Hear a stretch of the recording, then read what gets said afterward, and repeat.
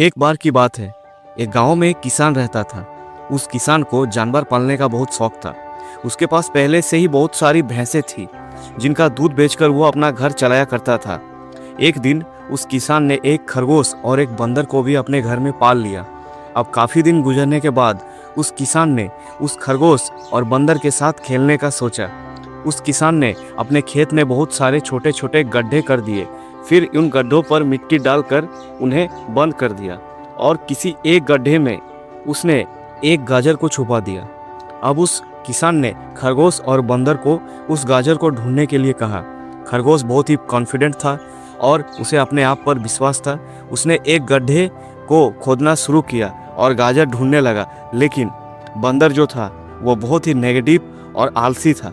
उसने सोचा कि खेत में इतने सारे गड्ढे हैं और वो गाजर किसी एक ही गड्ढे में है, इतना कौन ढूंढेगा। वो बंदर यह सोचकर एक गड्ढे के ऊपर जाकर सो गया। अब इधर खरगोश अपनी पूरी मेहनत से गाजर ढूंढता रहा। एक एक करके खरगोश ने सारे गड्ढे देख लिए, लेकिन उसे किसी भी गड्ढे में गाजर नहीं मिला। सिर्फ एक गड्ढा बाकी रह गया था, जिसके ऊपर बंदर सो रहा था। अब खरगोश बंदर के पास जाता है और उसे उस गड्ढे पर से उठने के लिए कहता है।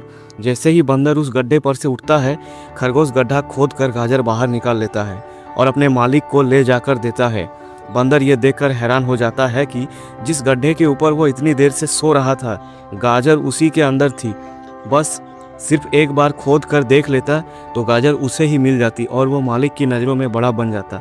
ये सोचकर वो अपने किए पर पछता रहा था। दोस्तों, इस कहानी से हमें 3 बड़ी सीख मिलती है। पहली ये है कि हमें कभी भी अपने काम के प्रति नेगेटिव नहीं सोचना चाहिए। जैसा उस बंदर ने सोचा कि इतने सारे गड्ढे हैं और गाजर किसी एक गड्ढे में है, उसने काम को अपने लिए बड़ा बना दिया। और दूसरी सीख हमें इस कहानी से ये मिलती है कि हमें एटलीस्ट कोशिश भी करनी चाहिए, क्योंकि हम जब तक कोशिश नहीं करेंगे किस्मत भी हमारा साथ नहीं देगी। अगर वो बंदर जिस गड्ढे के ऊपर सोया हुआ था वहीं से गाजर को ढूंढना शुरू करता तो उसे गाजर पहले ही मिल जाता, लेकिन उसने कोशिश ही नहीं किया। और तीसरा सीख हमें इस कहानी से ये मिलती है कि हमें जल्दी हार नहीं माननी चाहिए। अब हमें पता नहीं कि हमें अपने काम में कौन से साल में कामयाबी मिलेगी। वो 2026 हो सकता है, 2030 हो सकता है या फिर 2032 भी हो सकता है, लेकिन हमें कामयाबी तभी मिलेगी जब हम पॉजिटिव सोच के साथ कोशिश करते रहेंगे। तो दोस्तों, ये कहानी आपको कैसी लगी कमेंट में बताइए। ऐसी और इंटरेस्टिंग कहानी सुनने के लिए हमारे चैनल को